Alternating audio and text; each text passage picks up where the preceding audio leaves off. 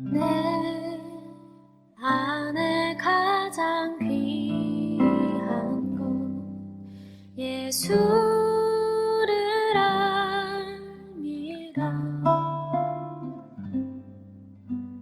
그 은보다 더 귀한 것 예수를 알미라.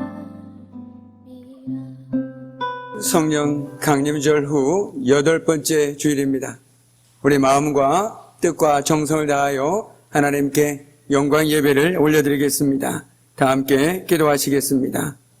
아버지께 참되게 예배하는 자들은 영과 진리로 예배할 때가 오나니 곧 이때라. 아버지께서는 자기에게 이렇게 예배하는 자들을 찾으시느니라. 하나님은 영이시니 예배하는 자가 영과 진리로 예배할지니라. 아멘. 지난 한 주간 동안도 저희들을 강건하게 지켜주신 하나님 아버지, 감사와 찬송과 영광을 올려드립니다. 광야 같은 세상에서 쉬지 못할 때에 구름 기둥을 드리워 주셔서 인생의 폭염을 이기게 하시니 참으로 감사합니다. 냉정한 세상에서 외롭게 살아갈 때에 불기둥을 세워주셔서 사랑의 온기를 잃지 않고 살게 하시니 또한 감사합니다. 반석에서 샘물이 나게 하시는 하나님, 오늘도 예배하는 저희들의 심령에 생수가 흘러넘쳐서 참된 만족을 누리게 하여 주시옵소서. 예수님의 이름으로 기원하옵나이다. 아멘. 할렐루야. 반갑습니다. 우리 반갑게 인사 나누겠습니다. 반갑습니다. 네, 반갑습니다. 네, 반갑습니다. 무더웠던 지난 한 주에도 이렇게 건강한 모습으로 또 특별히 바쁜 농사철임에도 불구하고 제게 가장 좋은 소식은 누가 아프다더라 라는 소식이 안 들려서 참 복된 한 주였고요. 또 어제 또 함께 힘을 모아서 또 우리가 교회 주변 정리 작업도 함께 있습니다. 함께함이 얼마나 기쁜 것인지 다시 한번 느낄 수 있는 복된 시간들이었습니다. 참으로 감사하고 오늘도 하나님께서 은혜로 저희들 말씀의 자리로 인도해 주셨으니 오늘도 하나님께서 은혜로 채워주실 줄 믿습니다. 아멘. 해마다 여름이면 제게 생각나는 가장 큰 곤충하면 저는 매미가 떠오릅니다. 여름이면 나무에서 매미가 구슬프게 옵니다. 어떤 사람은 시끄럽다 하고 어떤 사람은 구슬프다라고 표현하기도 합니다. 사람에 따라 참 똑같은 소리지만 이렇게 다르게 듣나 봅니다. 그런데 매미는요, 무려 17년이라는 기나긴 세월 동안을 낙엽이 부식되어서 거름이 된 땅에서 굼벵이로 지난다고 합니다. 그러다가 어렵게 이제 탈바꿈을 해서 짧게는 일주일, 길게는 3주만 살다가 죽는다고 합니다. 그처럼 너무도 긴 세월 동안을 견뎌냈음에도 불구하고 겨우 한 달도 채 못 살고 이승을 떠나는 자신의 운명이 가엾어서 매미는 아마도 그렇게 서글피 우는지도 모르겠습니다. 하지만 매미는 나무의 즙만을 빨아먹기에 배설을 하지 않으며 집도 없이 이 나무 저 나무 옮겨 다니는 노숙을 하다가 생을 마친다고 하지요. 그래서 매미처럼 욕심이 없고 깨끗한 곤충이 없다고 합니다. 무려 50여 채의 아파트를 소유하고 있다는 서울 강남의 전형적인 복부인의 이야기에 비하면 탐욕의 측면에서는 매미가 선생님인 셈입니다. 비록 사람의 욕심은 바다도 못 메운다라고 하지만 그리스도인들은 이 땅이 전부라고 생각하며 사는 사람들이 결코 아니라는 것을 저와 여러분은 늘 이 가슴 한쪽에 새기고 살아야 한다는 것이죠. 이 시간 후 저와 여러분도 탐욕이 우리를 움직이고 있지 않은지 스스로에게 물어보아야 할 것 같습니다. 그런데 오늘 말씀에 우리 주님의 주변 사람들도 크게 다르지 않아 보입니다. 종교 지도자들도 이제는 자신의 욕심을 채우고 신분 상승을 꿈꾸면서 탐욕에 눈이 멀어버렸습니다. 그리고 심지어는 주님의 제자들도 예수님을 따르는 것이 이것과는 절대 무관하지 않았습니다. 그들은 어떻게 하면 출세길을 걷게 될 것인가? 이 지긋지긋한 가난에서 벗어날 수 있을 것인가에 온 마음을 두고 살았습니다. 한마디로 그들은 예수님을 따라다니고 있었지만 성공의 노예로 살고 있었습니다. 하나님 나라가 어떻고 하나님의 뜻이 어떻고 인류 구원이 어떻고 하는 어려운 말들은 하나도 이해할 수가 없습니다. 아니, 귀에 들리지도 않습니다. 그리고 오직 한 가지, 부자 되세요라는 축복의 말만이 귀에 쏙쏙 들어올 뿐입니다. 오직 그 말에만 아멘 아멘 할 뿐입니다. 그때 주님 곁에는 제자로 부름을 받은 후에도 해결되지 않는 자신의 재산 상속의 문제에 온 마음을 뺏긴 한 사람이 있었습니다. 집을 잠시 떠나 있는 사이 부모님이 자기에게 물려준 유산을 형님이 독차지하고 내놓을 생각을 하고 있지 않습니다.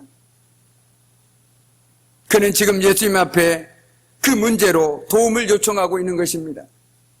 그런데 정말 중요한 것은 이 도움을 요청하고 있는 사람은 바로 예수님을 따라다니고 있는 사람이다라고 오늘 성경 기록하고 있습니다. 여전히 예수님을 따라다니면서도 그 마음은 예수님께 있는 것이 아니라 여전히 물질에 있었음을 우리는 오늘 말씀을 통해서 잘 볼 수가 있습니다. 어이없는 이 제자에게 주님은 이렇게 말씀하십니다. 너의 탐욕을 먼저 물리쳐라. 사람의 생명은 소유에 달려있는 것이 아니다라고 말이죠. 제자로 살겠다고 나선 사람들이 탐욕의 노예가 되어 있는 것, 참으로 그것이 문제이죠. 그런데 그는 그것조차도 알지 못했습니다. 그것이 뭐가 문제인지조차도 알지 못했다라는 것이죠. 얼마나 안타깝습니까? 그래서 우리 주님께서는 안타까운 마음으로 오늘 한 부자에 관한 이야기를 그 자리에서 들려주십니다. 그것이 바로 오늘과 우리가 읽은 말씀입니다. 오늘 여기 한 부자가 있었습니다. 그의 풍년이 들어서 소출이 아주 많았습니다. 그런데 자신의 창고에는 이미 곡식이 가득 차고 넘쳐나고 있었습니다. 그런 상황에서 많은 소출을 또 얻었으니 이제 그는 고민하기 시작했습니다. 이것을 어떻게 해야 할까? 더 이상 넣어둘 곳간이 없는데 이 많은 곡식을 어떻게 처리해야 할까? 지금 있는 것으로도 충분하니 다른 사람들에게 나눠줄까? 잠깐 고민도 하긴 했겠죠. 그러나 자신의 미래에 대한 불안감이 들었습니다. 그래서 어떻게 합니까? 아니야. 내 미래를 위해서 곡간을 더 지어서 내가 거기에다가 이것들을 보관해야겠다. 저장해야겠다라는 생각이 들었습니다.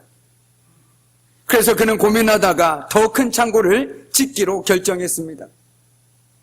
그의 마음에 평안함이 밀려왔습니다. 이 정도면 됐다. 앞으로 돈 걱정 않고 살 수 있게 됐구나. 이제 내 자녀들도 무슨 일이 생겨도 걱정이 없겠구나. 이 정도면 노후 준비도 완벽하구나. 그날 밤 두 다리를 쭉 뻗고 평안한 마음에 행복한 마음에 잠자리에 들었습니다. 그런데 다음날 아침 간밤에 부자가 죽었다라는 부고가 들려왔습니다. 예수님이 이 이야기를 마치고 말씀하십니다.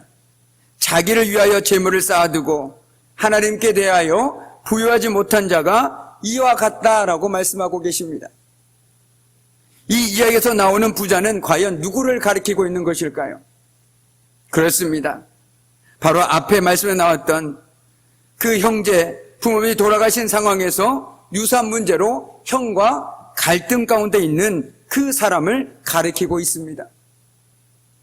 그에게는 아버지 유산은 생계를 꾸려가야 하는 수입이 결코 아니었습니다. 한마디로 내게 그 돈이 없으면 이 사람은 죽을 운명이 아니었다라는 것이죠. 이 사람은 부족함이 없는 부자였음에도 여전히 아버지의 유산을 요구하고 있는 것입니다. 오늘 주님은 부자가 좋으냐 나쁘냐를 말하고 있는 것이 아닙니다. 아버지의 유산을 요구하는 사람이 살아가는 삶의 태도, 곧 그가 중요하게 여긴 삶의 가치에 대해서 말하고 있는 것입니다. 쉽게 얘기한다면 그 사람은 삶에서 무엇을 가장 중요하게 여기며 살아가고 있느냐, 그것을 꼭 집어서 얘기하고 있다는 것이죠. 그런데 소위 예수님을 따른다고 말하는 이 제자는 삶에서 가장 중요하게 생각하는 것은 예수님도 아니었습니다.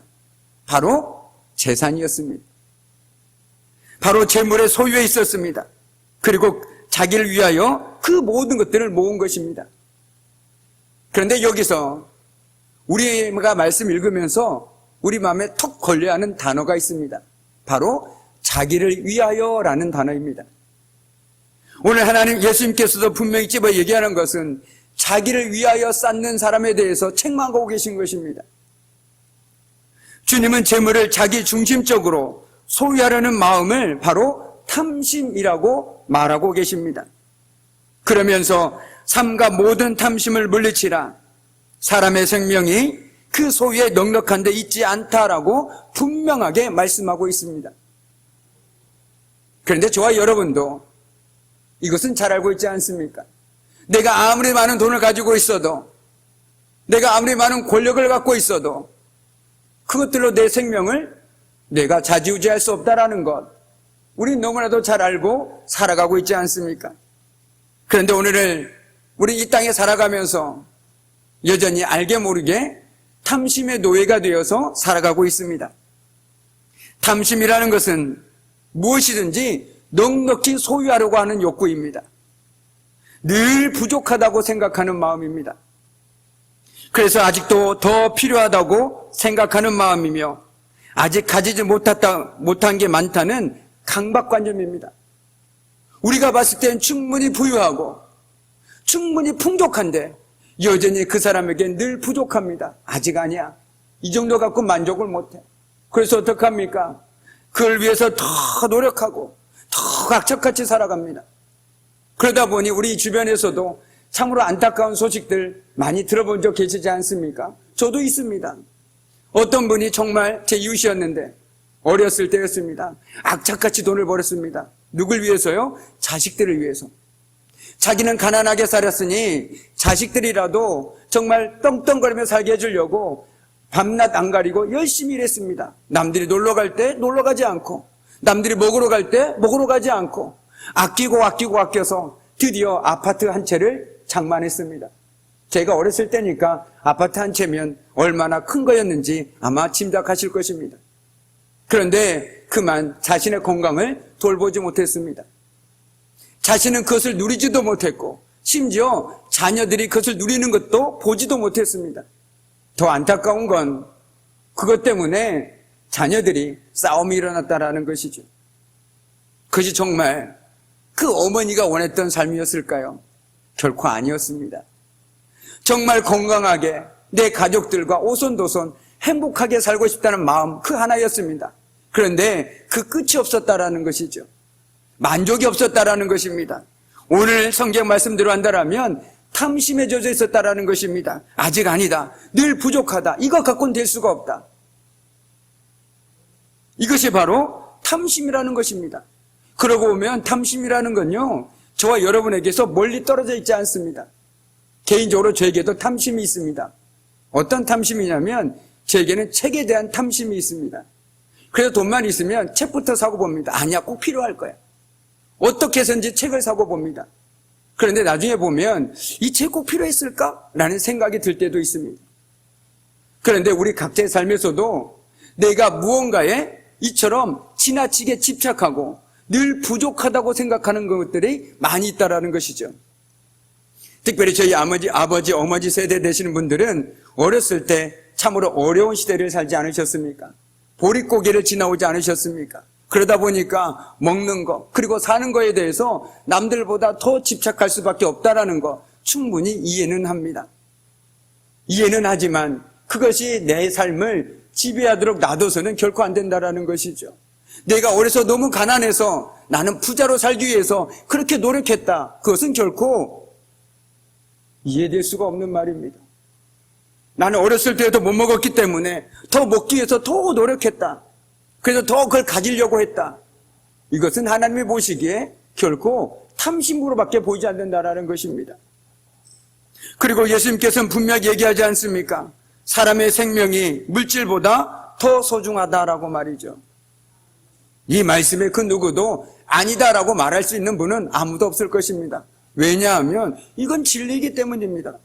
세상에 귀하고 귀하다고 모든 귀하다고 하는 것들도 저와 여러분의 생명보다 더 귀한 것이 있겠습니까? 절대 없지요. 사람의 생명이 물질에 많고 적음에 따라 좌우되지 않는다는 것도 분명한 사실입니다. 하지만 사람들은 이 진리를 너무나도 자주 잊고 살아간다는 것이죠. 눈앞에 놓인 물질에 대한 욕심이 사람의 분별력을 잃게 만들어서 너무나도 당연한 진리마저 망각하게 만드는 것입니다. 그래서 어떻게 합니까? 돈은 많은데 즐길지를 모릅니다. 누릴지를 못합니다. 오히려 이 개미처럼 늘 모으기만 합니다. 그리고 악착같이 살아갑니다. 주위 사람들이 뭐라고 얘기하든 상관하지 않습니다. 나만 잘 살면 된다. 그런데 이것은 결코 성경적인 삶이 아닙니다. 오늘 어리석인 부자가 어땠습니까? 나만 잘 살면 된다. 내 노후만 잘 준비하면 되고, 그래서 자기를 위해서 또 창고를 지어서 또 그것들을 쌓아놓지 않았습니까? 오늘 예수님께서 원하시는 것은 그가 창고를 짓는 것이 아니라 창고를 헐어서 사람들과 함께 나누는 삶을 살길 원했다라는 것이죠. 굳이 네가 그 창고를 또 하나 지을 필요가 무엇이 있느냐라는 것입니다. 차라리 그걸 짓지 말고 오히려 흉년을 해서 먹지 못한 사람에게 그것을 풀어줘라라고 말하고 있는 것이 예수님의 진짜 마음이라는 것입니다. 그런데 우리는, 세상 사람들은 물질을 최고의 가치로 여기며 살아가는 것은 그들의 영적인 눈이 어두워졌기 때문입니다. 돈밖에 보이지 않습니다. 사람도 돈으로 보입니다. 모든 것이 돈으로 사람을 판단하고 모든 것들을 그것들로 정해버립니다. 왜요? 영적인 눈이 어두워졌으니까. 그러니까 보이는 대로 살아갑니다. 그렇기 때문에 분별력 또한 없어져 버렸습니다. 내 안에 영적인 눈이 뜨여 있다라면 내 안에 욕심은 점점 사라질 수밖에 없겠죠. 그리고 내 안에 염려도 점점 사라질 수밖에 없습니다. 왜 그렇습니까? 내가 영적인 눈을 뜬다라는 것은 지금까지 나 혼자 살아왔다는 이 내 마음속에 하나님의 마음이 들어오기 시작한다라는 거거든요. 하나님의 마음이 들어오는데 어떻게 나만을 위해 살아갈 수 있겠습니까? 남들이 굶어 죽든 말든 내 자식만, 내 가족만 잘 살면 되고, 이것은 결코 하나님의 마음으로 살아가는 사람도 아니고 영적인 눈이 띄어진 사람도 아닙니다. 보는 것 같으나 결코 보지 못하는 사람이라는 것이죠. 오늘 비유 속에 부자가 말합니다. 내가 곡식 쌓아둘 것이 없으니 어찌할까? 이미 자기 곳간의 소유가 충분히 있었습니다. 그런데도 여전히 소유의 부족을 느끼고 있습니다. 내 곳간을 헐고 더 크게 짓고 내 모든 곡식과 물건을 거기 쌓아두리라 라고 그는 말하고 있습니다. 바로 탐심 때문이라는 것이죠. 손에 쥐고 있으면서도 없다 하고 주머니에 있으면서도 가지지 않았다고 하는 마음이 바로 탐심입니다. 그래서 오늘 예수님께서는 그에게 말씀하지 않습니까? 탐심을 벗어라라고 얘기하고 있지 않습니까? 그거 탐심이다라고 분명하게 콕 집어서 말씀해주고 있지 않습니까? 우리가 잘 아는 병 중에 걸식증이라는 게 있습니다. 이 병은 포만감을 결코 느끼지 못하는 병입니다. 위에 양이 정해져 있는데도 먹어도 아무리 먹어도 배부른 감을 못 느끼게 됩니다. 그래서 어떻게 됩니까? 계속 먹어야 됩니다. 그러면 위가 상하고 위험해질 수밖에 없죠. 탐심 역시 만족하지 못하는 병입니다. 그래서 결국은 사람을 죽음으로 끌고 갑니다. 그래서 성경도 우리에게 분명하게 말해주고 있지 않습니까? 욕심이 잉태한 즉 죄를 낳고 죄가 장성한 즉 사망을 낳느니라. 아멘입니다. 그런데 왜 우리는 충분하다고 생각하지 않으며 늘 부족하다고 생각하고 더 가지려고만 하는 것일까요? 부자가 뭐가 부족해서 구태여 아버지 유산까지 요구하는 것일까요? 오늘 부자는 생각했습니다. 우리 19절 말씀을 함께 읽겠습니다. 19절 말씀입니다. 또 내가 내 영혼에게 이르되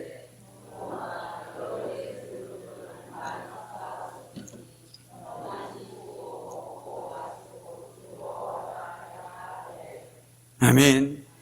사실 오늘 부자의 생각이 오늘 우리가 생각하는 삶 아닙니까? 나도 이런 삶을 살고 싶다. 그냥 물건 많이 쌓아놓고 평안히 쉬고 먹고 마시고 즐거워하는 삶. 그 삶을 살고 싶다라는 것이 바로 어쩌면 우리가 생각하는 이상적인 삶인지도 모르겠습니다. 가고 싶은 것을 가고 먹고 싶은 것을 먹으며 입고 싶은 것을 입고 남이 갖고 있는 것을 나도 갖기를 원합니다. 남이 타고 다니는 것을 나도 타고 다니기 원하고 남들이 사는 집에 나도 살고 남들이 누리는 것만큼 나도 누리는 것입니다. 그러려고 하다 보니 어쩌습니까? 돈이 있어야죠. 소유가 넉넉해야 그런 삶을 살아갈 수 있는 것 아니겠습니까? 지금 형편으로는 부족합니다. 이것 갖고는 택도 없습니다. 지금 있는 것으로는 불안하고 그 불안함과 공허함은 우리로 자꾸만 외적인 것으로 우리의 마음을 채우는데 집착하게 만든다라는 것이죠. 저 사람 나보다 더 많이 가졌는데 이것 갖고 안 되겠구나. 나도 더 많이 벌어야겠다. 악착같이 벌어야겠다. 어떻게 해서든지 돈을 많이 벌어서 그 누구도 무시하지 못하게 하고 나도 남들처럼 떵떵거리면서 살아보리라.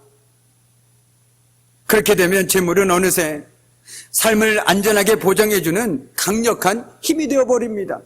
그 무엇도 그 강력한 힘을 부숴버릴 수가 없다는 것이죠.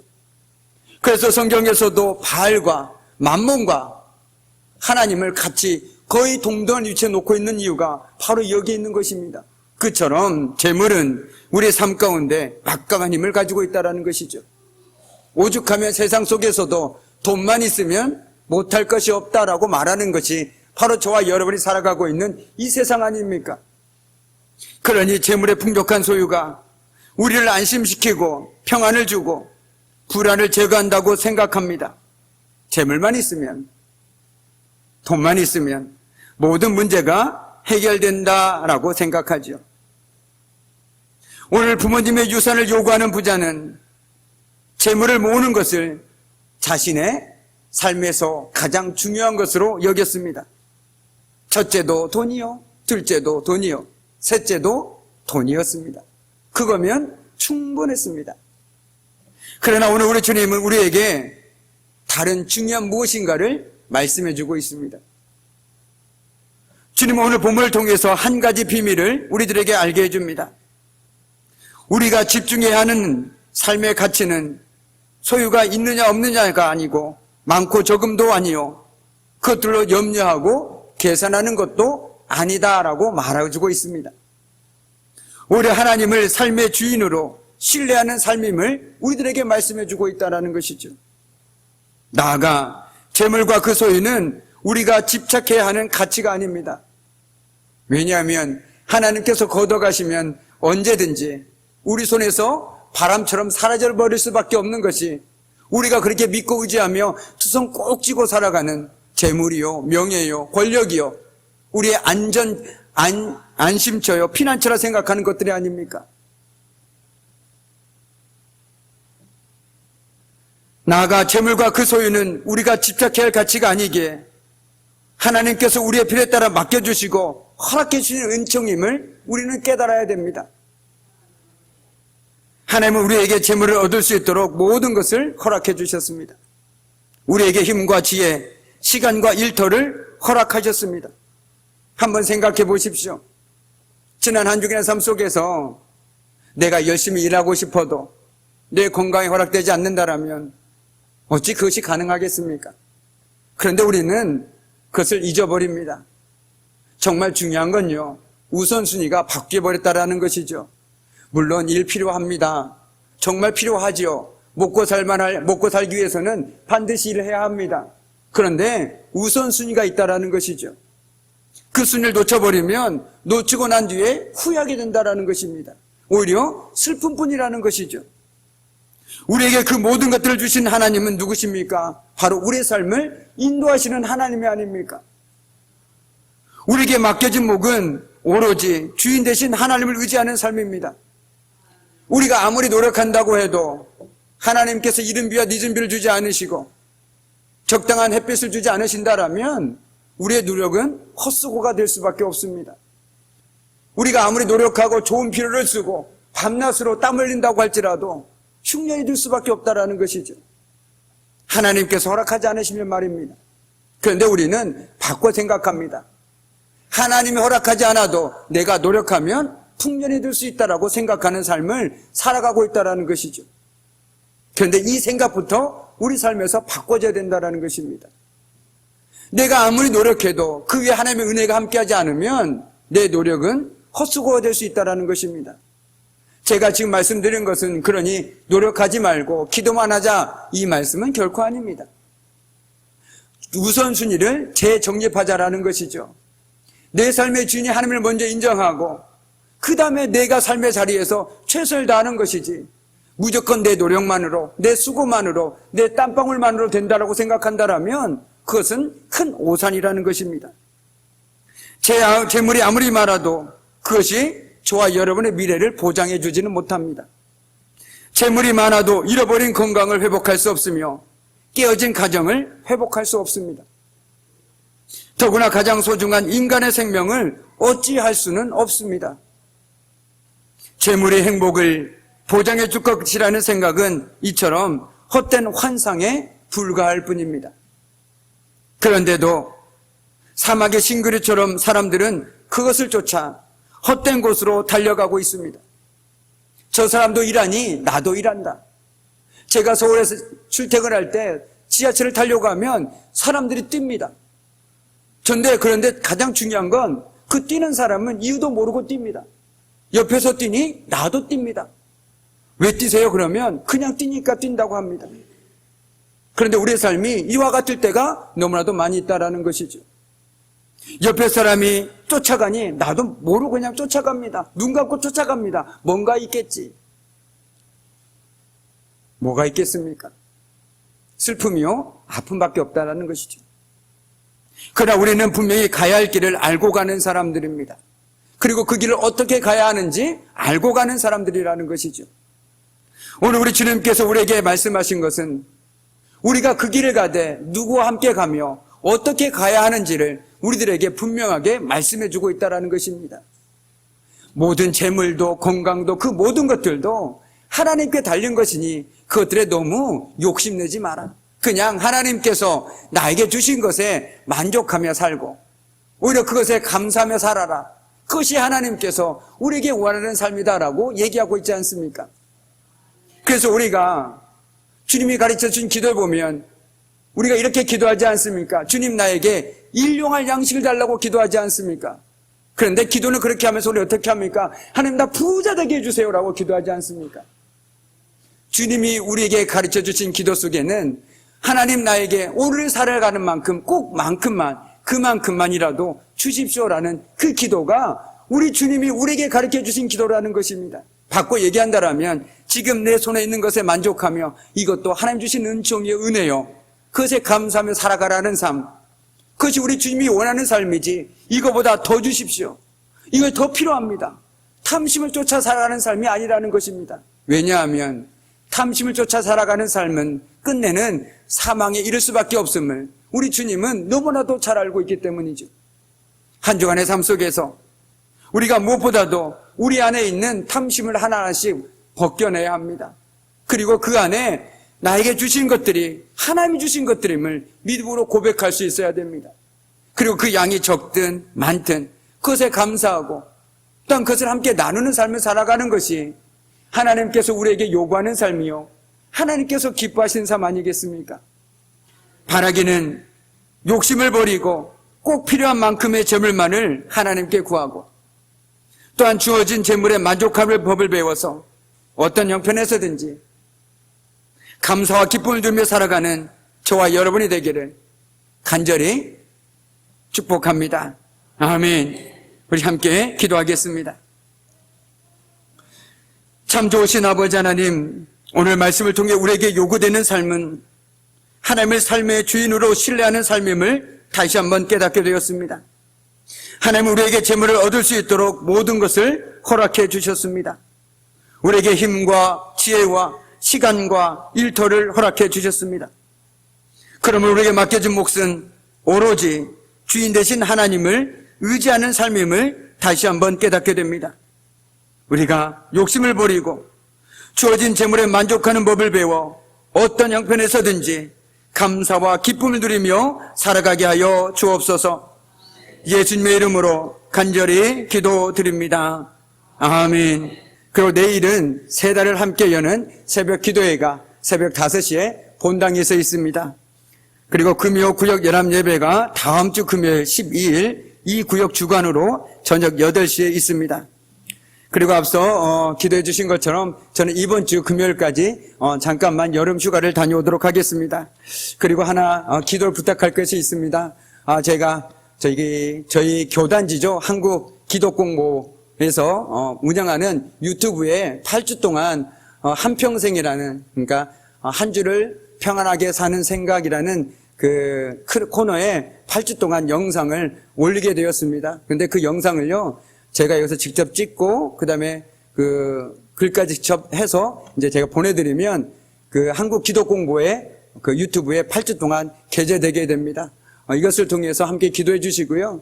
제가 그것을 허락한 이유는 뭐 다른 것보다도 이 지역에 혹시라도 장동지역에 사는 분들, 장유지에 사는 분들이 우리 교회를 좀 더 알았으면 좋겠다라는 마음으로, 그리고 한 분이라도 그것을 통해서 하나님의 은혜를 함께 누리시면 좋겠다라는 마음으로 그것을 또 하게 되었습니다. 8주 동안 할 때 하나님께서 함께 해주셔서 정말 그것을 통해서 한 영혼이라도 주님께 돌아오는 귀한 역사가 있을 수 있도록 함께 기도해 주시면 큰 힘이 될 것 같습니다.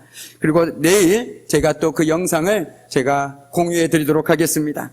나머지 교회 소식은 주보를 참조해 주시기 바라고, 끝으로 어제 날씨 속에서도 함께 시간 내어서 교회 주변 정리 작업에 참석해 주시고, 단 함께하고 싶었으나 여러 가지 사정들로 함께하지 못한 우리 권속들의 그 귀한 섬김과 단 그 헌신에 이 시간을 통해서 다시 한번 감사의 인사를 드립니다. 감사합니다. 이제는 우리 주 예수 그리스도의 은혜와 아버지 하나님의 말할 수 없는 사랑하심과 성령의 사귐과 임재와 다스리심이 탐욕을 버리고 하나님께서 우리에게 은혜를 주신 것들에 만족하며 어떤 형편에서든지 감사와 기쁨을 누리며 살아가기를 소망하는 사랑하는 성도들의 삶과 가정과 일터와 모든 삶의 현장 위에 이제부터 영원토록 함께 하시기를 간절히 축원하옵나이다. 아멘.